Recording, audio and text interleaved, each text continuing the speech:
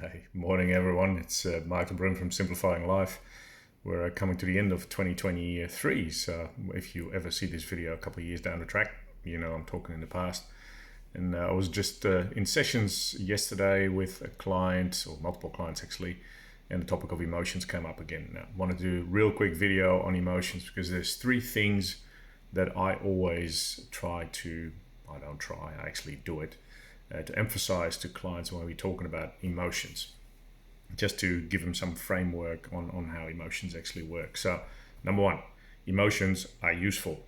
They are highly adaptive and we need them.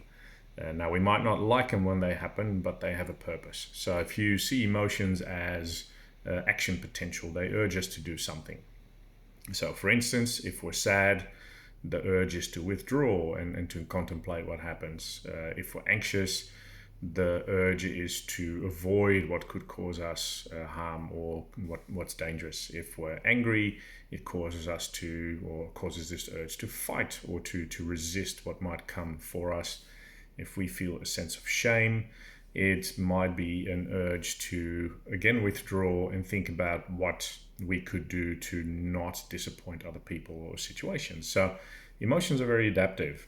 They are useful, and the good ones, we're not talking about the bad ones only, they're also adaptive. They have a role to play as well.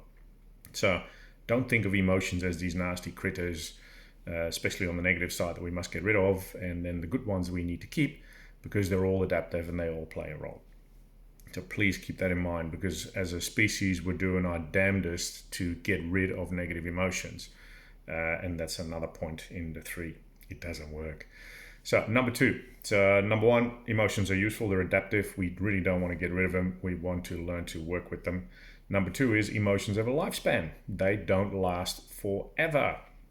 That's something that my favorite neuroscientist, Dr. Jill Bolte Taylor, always talks about. Emotions last for about 90 seconds. Every emotion, positive or negative, anything you feel, only has a 90-second lifespan, give or take. It comes, it rises, it peaks, it drops, and it goes away. Now, that might not feel like that for you if you're, for instance, having an anxiety attack, but in reality, we're having multiple minutes of 90 seconds intervals of that particular feeling, but they're always different. So any emotion, if you were able to ride it like a surfer, surf that wave of emotions and to let it drop away, you would notice that every 90 seconds there's a slight difference in what you're experiencing. Now that might last 20 minutes or so. So you might say, well, I've been anxious for 20 minutes, but you haven't really. You've just been experiencing 90-second intervals of something that feels like anxiety. And generally it lasts that long because we resist. We try and fight it, we resist it, and therefore it seems to last longer. So keep in mind, emotions are useful. They're good. We need them. And they have a lifespan. We're always feeling something. We have thousands of emotions every day. It's just that generally we're not aware of them. We're just aware of the ones that peak, that feel really bad, or that seem to last long or have a real high intensity or something like that. So that's number two. Number three is resistance is futile.